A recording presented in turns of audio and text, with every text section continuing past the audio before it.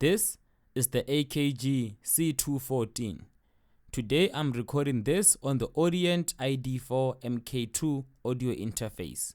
No compression, no EQ. I'm 10 centimeters away from the microphone. Testing. 1, 2, 3. Sibilance test. Sibilance. Plosive test. PB. Plosives. Now I've removed the pop filter. I'm still 10 centimeters away from the microphone. Testing.